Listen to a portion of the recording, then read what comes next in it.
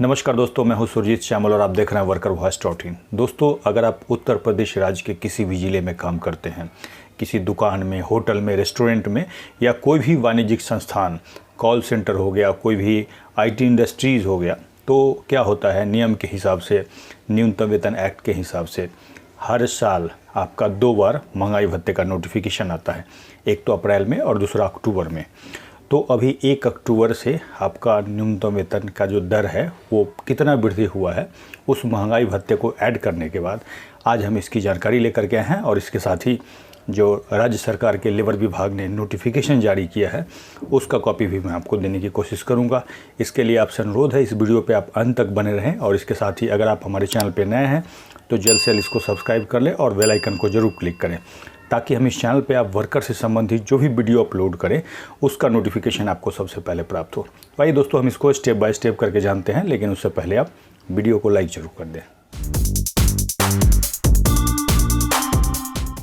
तो दोस्तों, जैसा कि मैंने बताया, उत्तर प्रदेश सरकार के लेबर विभाग ने इस नोटिफिकेशन का जारी किया है और इस नोटिफिकेशन को 8 अक्टूबर 2020 को जारी किया है। लेकिन जो मैं इसमें दर बताने जा रहा हूँ वो आपका 1 अक्टूबर 2020 से एप्लीकेबल हुआ, यानी कि 1 अक्टूबर 2020 से कम आपको उतना सैलरी मिलना चाहिए। भले ही आपके अगर एम्प्लॉयर अच्छे होंगे तो आपको ज़्यादा दे सकते हैं। कई लोग कमेंट्स करके पूछते हैं, जो आपने तो जो जानकारी दी है या फिर जो दर बताया वो काफ़ी कम है, इससे ज़्यादा तो हमें मिल रहा है। तो बिल्कुल आपको मिल सकता है, लेकिन जो मैं दर बताने जा रहा हूँ उससे कम आपको नहीं दिया जा सकता। और वीडियो पे आप लास्ट तक बने रहें, क्योंकि जो नोटिफिकेशन में कैसे हम अपना सैलरी स्लिप चेक करते हैं मैं उसको भी आज बताऊंगा। क्योंकि कई लोग सवाल पूछते रहते हैं, भाई इन हैंड सैलरी इसमें हमारा कैसे कैलकुलेट होगा। तो थोड़ी सी जानकारी मैं इसके बारे में भी दूंगा, लेकिन उससे पहले हम ये जान लेते हैं कि अलग अलग कैटेगरी में न्यूनतम वेतन आपका 1 अक्टूबर 2020 से क्या होगा। भले ही आप नोएडा में काम करते हो, गाज़ियाबाद में काम करते हो, कानपुर में काम करते हो, लखनऊ में काम करते हो, यानी उत्तर प्रदेश के किसी भी ज़िले में, किसी भी गाँव में, किसी भी शहर में काम करते हो। तो आइए हम इसको जानते हैं। दोस्तों, हमारे इस वीडियो के डिस्क्रिप्शन में हमारे ब्लॉग www.workervoice.in का लिंक मिल जाएगा, जिसको जैसे ही क्लिक करेंगे तो ये पोस्ट हमारा खुल करके आएगा। और इसमें हमने अलग अलग जो कैटेगरी है उत्तर प्रदेश सरकार के द्वारा जो जारी किया गया है उसकी जानकारी दी है। और आपको जानकर आश्चर्य होगा, काफ़ी पहले से मैं ये गौर कर रहा हूँ कि इसमें मात्र 3 ही कैटेगरी दिया गया, हाईली स्किल्ड इसमें है ही नहीं। तो इस नोटिफिकेशन में जो अलग अलग दर दिया गया, सबसे पहले मैं आपको वो बता देता हूँ। इसके साथ ही नोटिफिकेशन का कॉपी भी दिखाऊंगा कि उसमें आप कैसे अपना एस्टेब्लिशमेंट चेक करेंगे, यानी कि कौन से उद्योग में काम करते हैं उसको चेक करेंगे। सबसे पहले आपको यहाँ पे कैटेगरी दिख रहा होगा, अनस्किल्ड, सेमी स्किल्ड और स्किल्ड। इसके बाद बेसिक पर मंथ है और यहाँ पे VDA पर मंथ है। उसके बाद टोटल पर डे है और टोटल पर मंथ है। अगर आप अनस्किल्ड के अंदर आते हैं तो आपका एक दिन का 336 रुपया 85 पैसा से कम नहीं होना चाहिए और मंथली आपका 8,758 रुपया से कम नहीं होना चाहिए। और ये जो है 1 अक्टूबर 2020 से। उसके बाद सेमी स्किल में आपका एक दिन का 370 रुपया 54 पैसा से कम नहीं होना चाहिए और मंथली 9,634 रुपया। इसी तरह स्किल्ड में अगर आप आते हैं तो 415 रुपया 4 पैसा से कम नहीं होना चाहिए और मंथली 10,791 रुपया।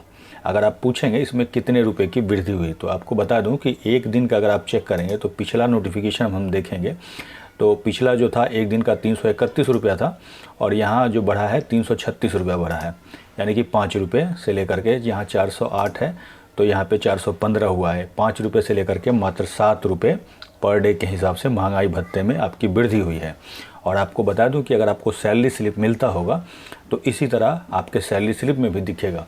जैसे अगर आपका मंथली सैलरी आप चेक करेंगे तो ये वाला कॉलम बेसिक में होना चाहिए और ये VDA महंगाई भत्ते में होना चाहिए और आपका टोटल मिला करके इतना होना चाहिए। और इसमें से आपका PF का एक हिस्सा, यानी कि आपका केवल हिस्सा PF का कटेगा और आपका ESI का भी अगर कंट्रीब्यूशन कटता होगा तो इसी में से आपका हिस्सा कटेगा। इसके अलावा भी अगर आपका कोई कटौती है तो आपके इसी में से होगा और उसके बाद जो पैसा बचेगा वो आपका इन हैंड सैलरी होगा और वो आपके अकाउंट में जाएगा, बैंक अकाउंट में दिखेगा। अगर आपको बेसिक और VDA नहीं दिखाया गया हो और केवल बेसिक दिखाया गया हो तो ये वाला कॉलम बेसिक में रहेगा और VDA इसी के अंदर इंक्लूड हो जाएगा। इस बात को हमेशा ध्यान रखें। इस पोस्ट में आप नीचे आएंगे तो उम्मीद करूंगा आप इसको पढ़ेंगे, काफ़ी आपके लिए हेल्पफुल होगा।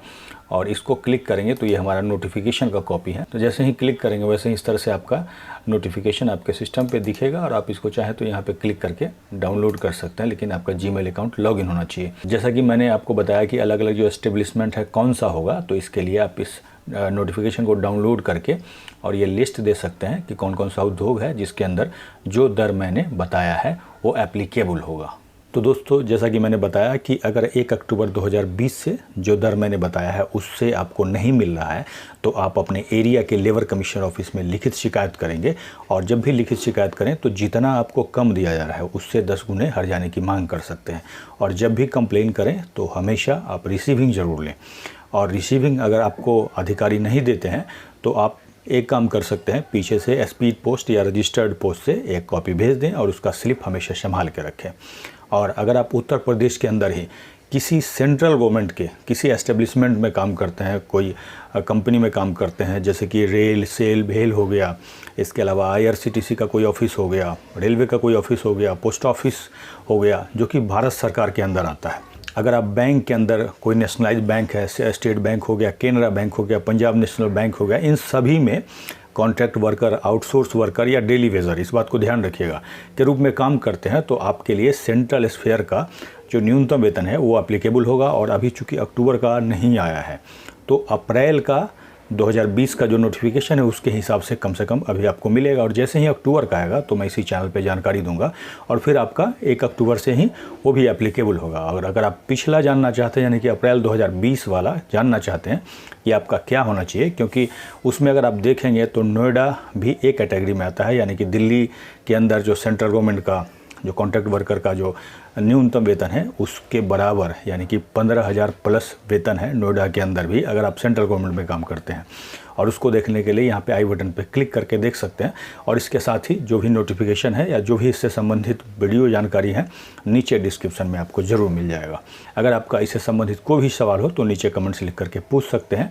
इसके साथ ही वीडियो को लाइक और अधिक से शेयर कीजिएगा ताकि अधिक से अधिक साथियों तक ये जानकारी पहुँच पाए। इसके साथ ही विदा लेता हूँ, जल्द ही एक नई जानकारी के साथ मिलते हैं। धन्यवाद।